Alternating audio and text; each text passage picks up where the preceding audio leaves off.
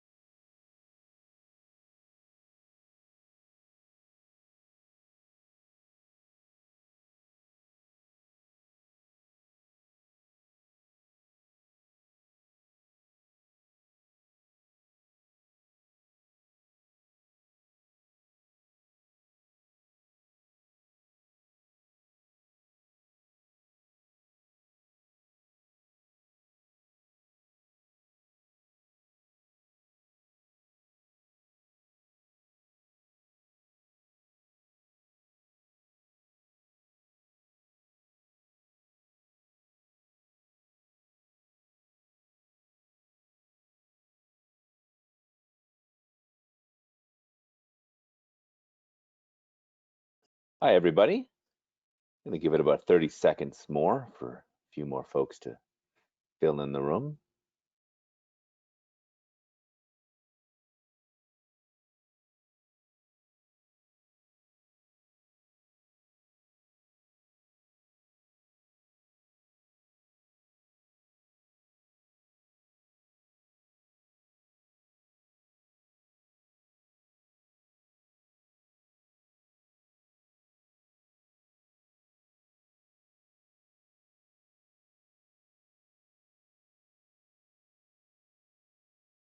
Okay, everybody, I think we've got the hour, so I think it's time to get started. Welcome. My name is Nick Astor. I am South Pole's Director of Marketing for the US and Canada. For those of you who are not familiar with South Pole, we are one of the world's leading carbon project developers, as well as a sustainability consulting company. We've been around since 2006, founded and headquartered in Zurich. Since then, we have grown to be a truly global operation in dozens of countries on all continents. We work with hundreds of companies, organizations, and the public sector on reducing their carbon footprints and many other sustainability issues. This conversation is part of a series called the Climate Chatter. We are well known for hosting conversations on climate change and its relationship to global well-being and the action that companies can take to address it. With COVID-19, we've had to move all of our events online, and that's why we're here today. Most of you probably know the drill by now, so please, we are all working from home, so please do excuse bad lighting, occasional audio glitches, and the possibility of a surprise visit by children. Today's conversation, and we very much intend this to be a conversation, is going to be an exciting one. We've invited Rebecca South. She is South Pole's Director of Sustainable Finance, and she's going to talk us through the nuts and bolts of the Task Force on Climate-Related Financial Disclosures, better known as TCFD reports. Specifically, we're going to also get into why and how these reports are being used in Canada as a requirement for COVID-19 bailout funds. And that is my intro. And I'm going to turn things over to you, Rebecca, barring any technical difficulties. Hopefully we can see you. I can see you. I'm going to turn you into a presenter.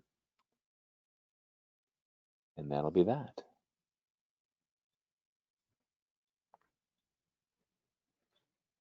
Beautiful. And we may need you to unmute your microphone as well. There we go. Hopefully you can hear me now. Yeah, looks terrific. And then just click the little full screen thing on the bottom of the PowerPoint program, and then it'll fill up nicely. There it is. And I will go ahead and mute myself. Over to you. Excellent. Thank you, Nick, and welcome everyone today. I'm very pleased to be here and I hope you're all well and taking care. So today we'll go through a bit of context for TCFD and the initiative in Canada, and then talk through some of the first steps for completing TCFD, the various requirements, and then Q&A. And as Nick said, the intention is very much to keep the talking at you relatively brief and then leave time for questions at the end. Rebecca, if I may cut in for a moment, those of you who do have questions, please feel free to type them in anytime you want in the little question dialog box, which is under your control panel. And when we get to the end of the presentation, we'll go through those questions in the order received. Thanks. Lovely, thank you. Firstly, some context for TCFD and a bit of a focus on Canada. So Canada has a net zero commitment for 2050. And also one of the conditions for bailout funds for large entities is the filing of annual climate change disclosures. And so this is the focus today to talk about TCFD.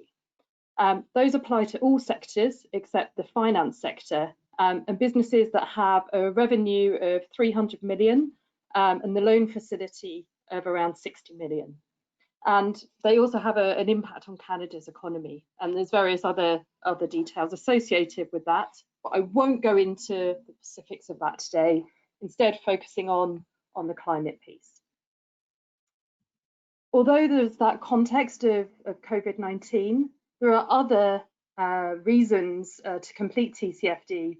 And one of them is the investor community. And here there's an extract from BlackRock's letter, so the Larry Fink letter from this year, where he's expressed the view that the investments they have as the largest asset manager in the world should be TCFD compliant and adhere to those guidelines. And there's various other stress tests and initiatives for the financial sector in various other countries around TCFD. So now moving on to what you need to know. So an introduction to the framework. There are 4 main recommendation areas which are on this slide for the TCFD framework. And as we stand today, companies with a market capitalization of 12 trillion US dollars have signed to complete the TCFD framework. That framework has a materiality concept, so to focus on those business areas of your business which are impacted by climate change, by climate risks, and by climate opportunities. And although this is an external framework, it also means making some internal reporting and changes so you can report that externally. It's also worth noting at this point that the purpose of the requirements recommendations is to focus on climate change's impact on the business rather than the other way around. So it's looking at the goals of the Paris Agreement from 2015 to ensure that global warming is capped at 2 degrees and see how that or other scenarios may impact your business. I won't go through all the various components and details right now, but just to mention the governance piece, which will be to disclose your organisation's governance around climate-related issues, and that could be board-level training. It could also be the number of times this topic's been discussed at the board level. So then focusing on implementation steps and what you need to get going. And I should also state, this is based on some of my own experience. I've been firstly studying TCFD over the last 2 years as part of a master's at the University of Cambridge. And also in my prior role, prior to joining South Pole, I was the CFO of sustainable finance at a major bank. And one of the areas I was in charge of was TCFD implementation at that organisation. So in terms of the implementation steps, there's a 5-year time frame to implement TCFD.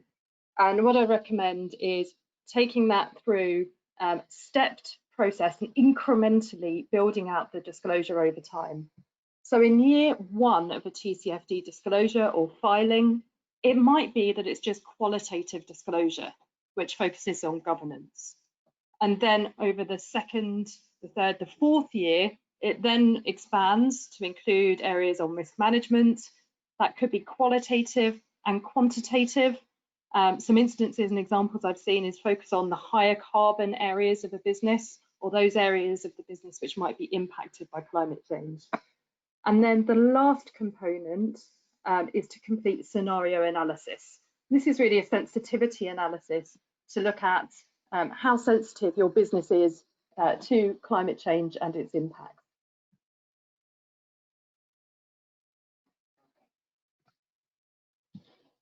The data required for TCFD is used by many other frameworks, and there are many, many different frameworks which are available for companies to report alongside, voluntary or non-voluntary.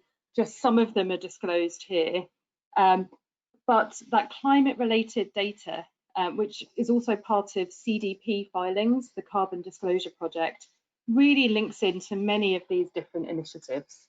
So this framework is really key to the E, the environment piece of ESG, so environment, social governance.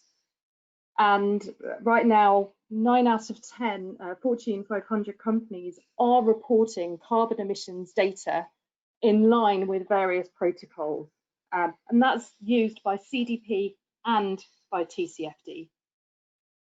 And this includes the concept of carbon emissions and their scope. And there are 3 different scopes of carbon emissions.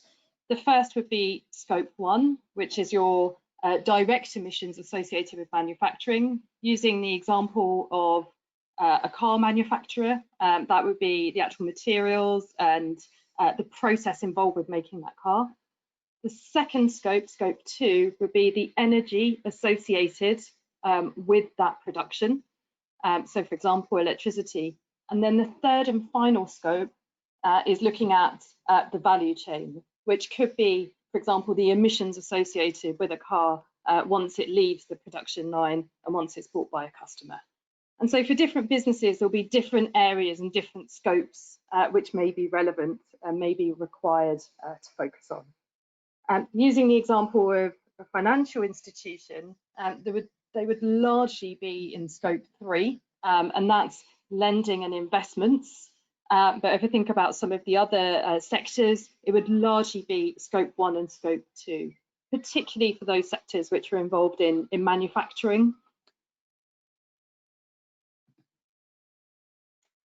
And this slide includes some examples of climate risk. And just to state here, currently, if we look globally at the trend of the Paris Agreement and the various agreements that governments have around the world, are actually trending ahead of the Paris Agreement based on some of the budgets and those agreements.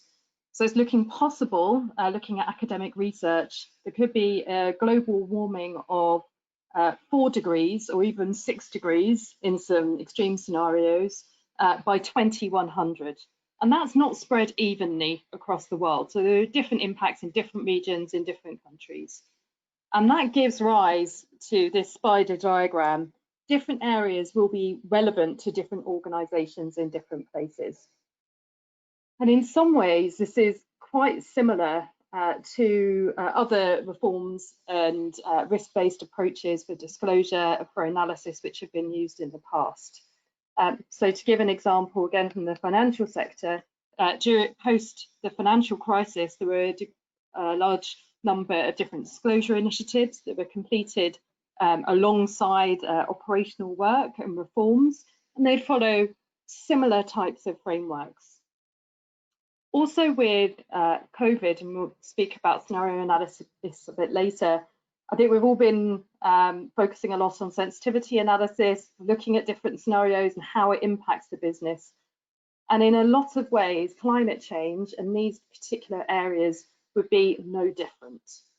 The other thing that's worth mentioning as an overall point is there's a focus on risk and risks associated with climate change, but there's also the flip side, there's opportunity. And these may not be even, they might not equal each other out, but it is really important to include both those two elements. So just to include and state a few examples here. So firstly, physical climate risks. And this could be risks of heat waves, or it could be risks of flooding, just to name a couple. Also risks of hurricanes could come in here too, and how that may impact production. So to give an example, in the East Coast of North America, there have been hurricanes in the last 2-3 years, which have impacted production of pharmaceuticals in particular countries. And that could be called out as a risk. That's a physical risk. Then just to mention transition. So here, this is around disruption that's caused by the transition toward a low carbon economy. And that could be policy. Again, to give another example, in the UK and in France, there's new government legislation which will prohibit the sale of internal combustion engine only cars from 2040, and in some cases earlier. And that means there'll be an impact for those businesses that might be in the supply chain for those cars, and also other businesses around that, for example, petrol stations. So that could be an example of a transition risk. But then there could equally be an opportunity there with the move to electrification. So I think this complete picture, there's a lot on there, but it's really picking those which are most relevant and important to your business.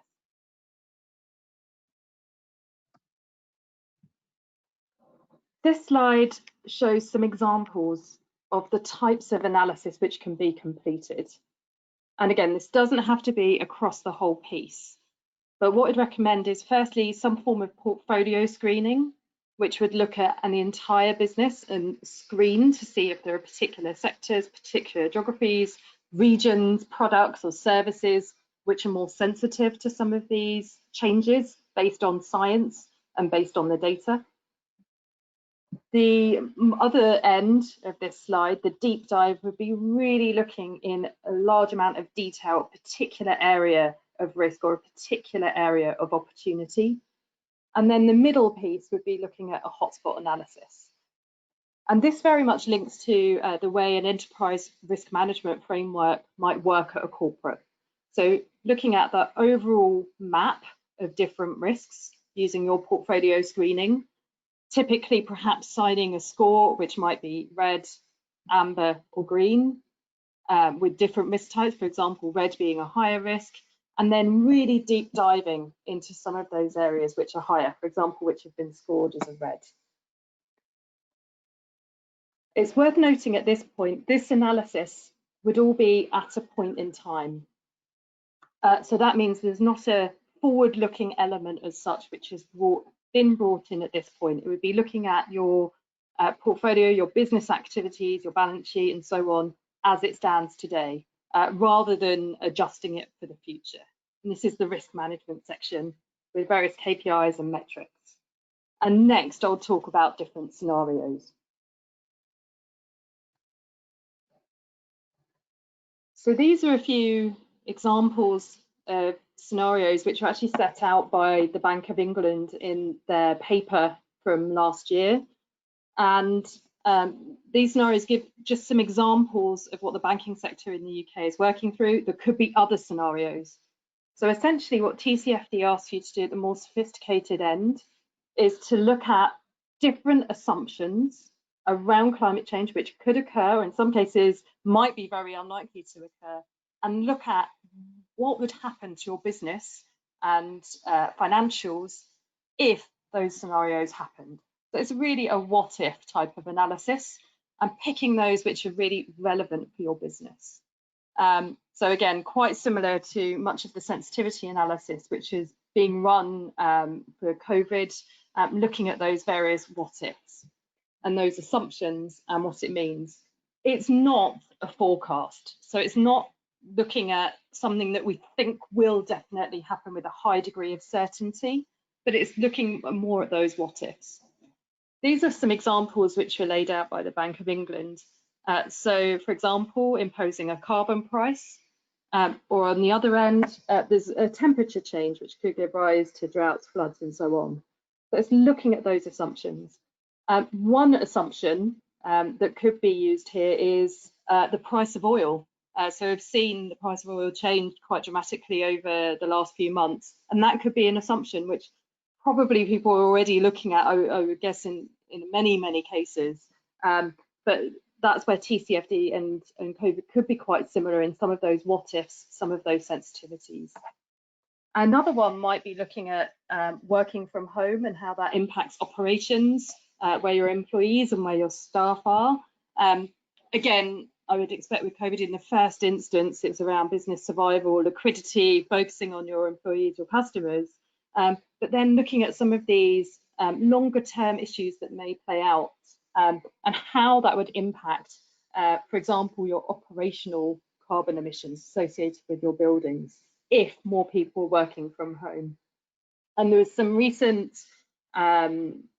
guidance from the Global Workforce Initiative that said in the United States by the end of 2021, based on a survey from this year, 25 to 30% of people would be expecting that they would be working multiple days from home. So what does that mean? Because that's up from about 5% last year, that survey.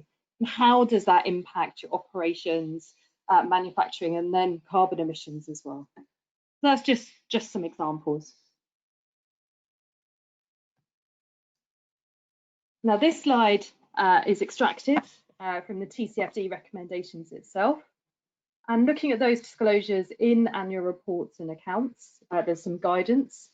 I would expect those disclosures will expand, they will evolve over time. They're not static, they are dynamic, and many times they include trends, for example, with carbon emissions or with training. And it's usually included in annual reports and accounts. So that would be a filing that a company makes. But equally, I've seen some organisations that also include that in a separate supplement, which is off the reporting cycle, or they report it on their website. So there's a few different ways that this can be filed. Another question that I've sometimes posed is around who completes this in an organisation. And I've seen cases where the finance function have been involved, risk, company secretary, communications. So there's really quite a mix. But I think having those cross-party groups where you can, depending on the size of the organisation, can be really helpful. And that's to tease out not only the disclosure, but also the internal work that's associated with it, and disclosing estimates, assumptions, looking at communications around that as well. Because TCFD is really a tool, it is an external disclosure, but also a tool for your internal strategy to help understand some of those impacts, where there may be some impacts associated with your products and services, and challenge some of the conventional wisdom in an organisation around what might happen in the future. And this is the final slide of this section, which is around the future of TCFD. So as I said, for organisations filing, there's a 5-year implementation roadmap that usually starts with a qualitative disclosure, and over time builds to include risk management, those different carbon emission scopes, and then at the more sophisticated end includes scenario analysis. And I think one important point here is not to let perfection be the enemy of the good.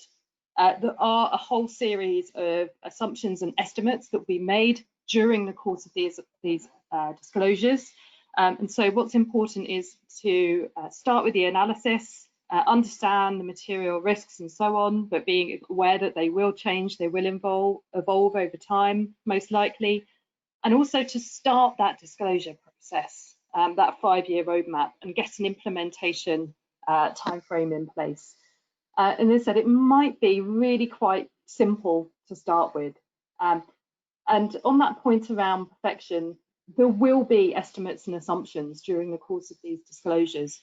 So clearly stating a basis of prep, which assumptions have been used, is really important as these various disclosures change and evolve. I would expect, as indicated on this graph here, that there'll be much further, more widespread adoption of TCFD over the coming years. We've already seen that really significant pickup over the last 2 years since it was launched, and I expect that that will continue. So lots of reasons to start looking at both from an internal perspective, but also some of those external pressures as well. So I will pause there and then see if we have any questions. Thank you. Thank you very much, Rebecca. That was terrific. We have a few questions falling into place here. First one I wanted to ask personally, if we could just take it back to South Pole real quick and tell me a little bit about what South Pole specifically offers in terms of being able to handle these disclosures. Walk us through that service a little bit, and then we've got 3 or 4 more questions coming in. And by the way, if you have questions, just do type it into that question box and we'll get to it. Yeah, thank you, Nick. And actually, I've got a slide included here. This is just to give some examples of the different areas of work at South Pole. I'll just mention 2 of them. So firstly, there is a TCFD advisory service where we can look at those first steps, that roadmap. We can also look at gap analysis, so how you compare to your peers, and work through some of those assessments that I mentioned. We can also support the CDP questionnaire and the various climate stress tests which are coming up from the banking sector as well. So that TCFD advisory service works globally, and it focuses on all industries, all sectors. Then the other piece to mention at the other end here, not directly linked to TCFD, although there certainly is very many connections, is net zero. And there are many companies now who are interested to make a net zero commitment, similar to governments. And that's another area where South Pole can help, is to make those commitments, look at the various decarbonisation pathways that might be associated with TCFD and those impacts. And then just one more slide would be the different disclosures. So another piece that we could help with is the actual formulation of the reporting materials and of the supplements. And so again, that would be very much supporting people within your own organisation to work through those various communication materials. Thank you. Good. I have a question here from Helen. We know a little bit about what Canada is requiring. Do you think that this kind of linking of public bailouts to environmental goals is going to spread elsewhere? Yes, I think quite possibly. And already in the EU, there's been some campaigns and focus to link that more directly. So I've certainly seen that. And there's quite a number of other public campaigns that I've seen from pressure groups and from others. So I expect this trend could continue. And I also think, as I mentioned earlier, there are other levers. So of course, this is an important lever and really important given everything that's going on in the world. But even without that bailout, there are still various moves to make TCFD mandatory. There's been some discussion of that in the UK, which excludes COVID. It's not directly linked. And also with the banking stress tests, which are occurring in the EU, in the UK, but will spread out. So that means major financial institutions will start looking at this, and they'll be looking at their scope 3 emissions, so looking at the companies that they lend and invest to. So I think quite possibly we'll see more linked to COVID, but we'll also see more just generally as this moves towards mandatory disclosure. Good.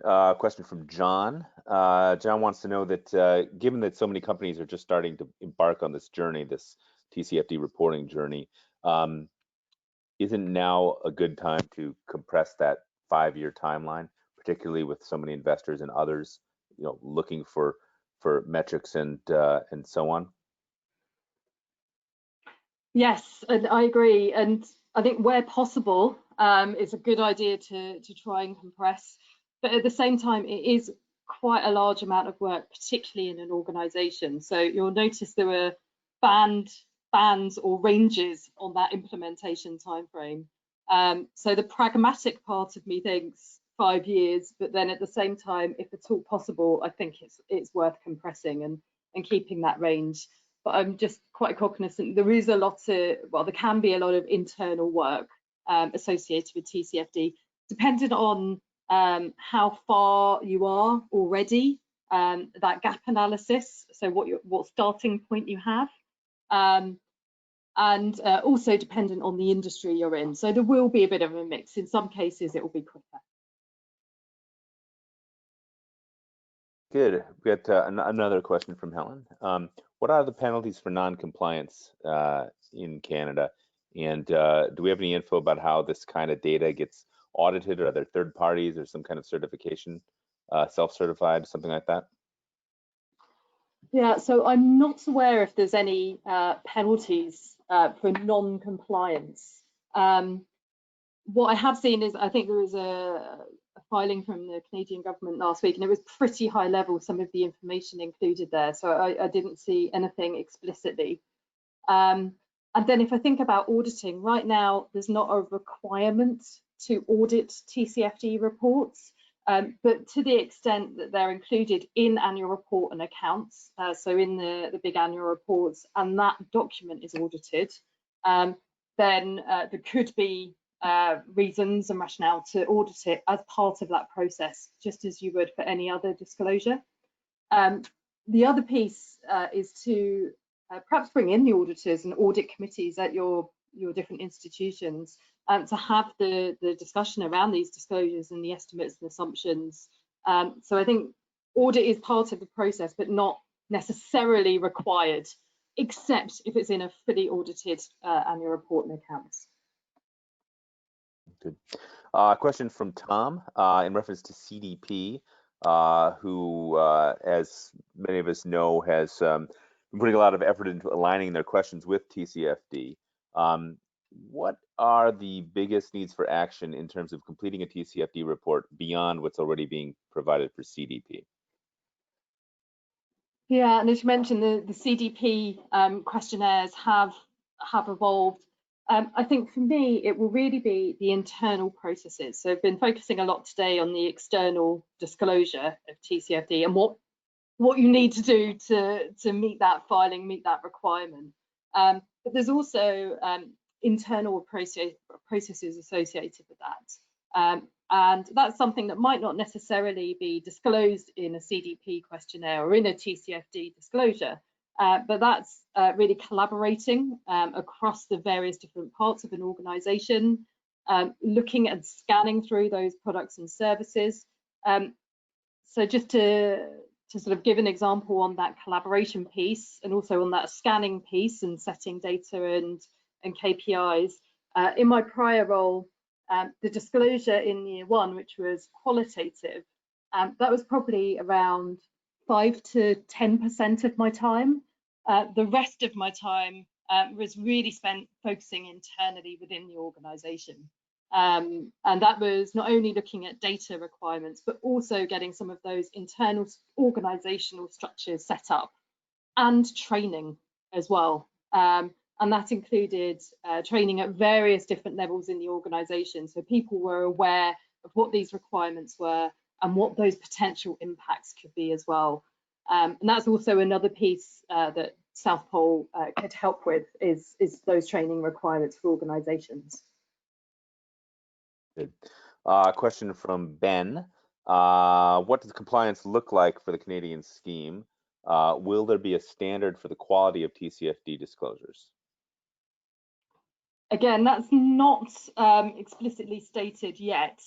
One thing I would say, just based on best practice for TCFD that I've seen so far, and that what's the standard question, it is still quite early days. So the disclosures were launched 2 years ago or 3 years ago, 2017 in June. Initially they were really quite brief. So it was 2 or 3 paragraphs of qualitative information, just focusing on governance and strategy. Now, what we've seen since then with the companies that do disclose across different sectors is they've continued to build out and include more and more information. So that means the bar on what's expected generally in the market and what the gap analysis would show is raising. And with that in mind, I would say, you know, there's no sort of direct requirement about what the minimum is, but I think that gap analysis and looking to others in your sector is something to really focus on, just to see that it's on track, that compare metrics, so on, and also to help some of the end users of these disclosures, so they are really comparable and people can look and compare across different areas. Another one from Helen. Aside from the disclosure itself and the transparency that's associated with it, do you anticipate the Canadian government putting into place requirements for companies to act on their disclosures? Yes, well, I would expect so, and also in line with sort of IFRS and accounting principles, a company's disclosures should reflect what is happening internally at that organization. So I think regardless of whether there's something explicitly around action, already it's implied that anything that a company is disclosing should reflect what's actually happening in the organization. So I think that I don't know explicitly, I haven't seen anything that has an explicit requirement for action, but it is implied just with good disclosure accounting principles generally that it should refer to what's happening inside an organization. And I would expect that will change and evolve again over time. And this materiality focus becomes really important. It's not about doing everything all in one go for an entire organization in the first instance, but really that incremental addition, focusing on those higher risk areas or higher opportunity areas first, and then taking it in turn over time. Good question so far. In anticipation of what you just described, you know, the possibility of additional requirements and so on, what proactive steps would you recommend companies take now? Yeah, so there's a few things. Firstly, there are some really good guides out there which are publicly available. There's one which is from CDSB and SASB. So just to throw some more acronyms out there, you can Google that. So that's something to have a look at. It'll be available online, a short guide. So that's one to look at reading. The other, again, is to start having the conversation within your own organisation. So find out if there is someone who's having a look at this area now. And perhaps get that group of people together. So that's the first thing, to have a look at who in the organisation might be looking at it. Is it someone from finance, someone from risk, and to get that small working group together to start having that conversation. And then the third and final thing would really be training and awareness. I think for many companies, this is really new, regardless of which sector you're in, though of course there's a mix. So I think dependent on where you are on that journey, focusing on training and awareness is really a good place to start. I promised everybody we'd keep this to about 45 minutes, so we're coming close to that time. If anyone has additional questions, please go ahead and type them in real quick. Otherwise, Rebecca, final thoughts on this? You know, have you seen, what have you seen in terms of companies scrambling to get these disclosures out? Any other trends and other tips you'd like to share with us? Yeah, so I've seen generally increases in disclosure, as I said, and that's been pretty consistent globally. Many multinationals from different sectors, banks and energy companies in particular, quite interesting disclosures there. Also pension schemes, so that's something in the UK. There's some new focus on integrating TCFD with pension schemes for asset managers. So certainly seeing that push and that lever from the financial industry. I think data is another one, and people getting more familiar with some of these different data types, which could be carbon, it could be water, it could be other types or lenses to look at your business through. So I think looking at that financial information using these different areas and lenses is something that we're getting used to, and particularly with COVID as well. And I think more generally, and perhaps linking to the situation that we're in now, you know, no organization will be fully prepared for every eventuality that might happen externally. And there's lots of change and lots of uncertainty in the world. And so, you know, it might be a pandemic, it might be a water shortage, it might be a power outage, it could be many, many other things. And there'll be risks and opportunities associated with all those various different scenarios.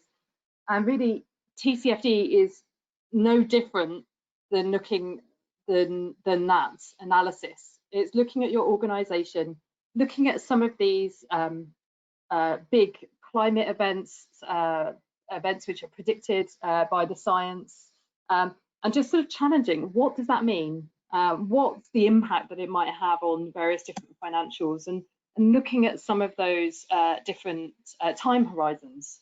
So not just looking at right now, but then looking at 5 years, 10 years, and so on. So I think it's really using this as a tool to help inform strategic decision making. Now, not all of that will be in a disclosure, but it's really having that tool to build on the conventional knowledge. So we're more resilient as organisations, more prepared, and hopefully more sustainable to some of these potential shocks which may happen in the future. And that's really the goal. Terrific. Well, I want to thank everybody for taking some time out of their day to join us, and thanks to you, Rebecca, for putting together the presentation. That was terrific. We have a whole series of events coming up. We've got 2 next week on how climate action can enhance your brand.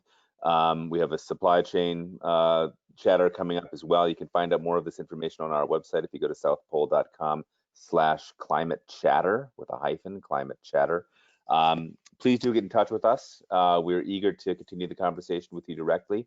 I don't know if you want to share your contact information, Rebecca, but you can certainly email me, naster@southpole.com, and or reply directly to the invitation that you received in your email or on LinkedIn. Thanks to everybody, and we'll see you next time. Thank you.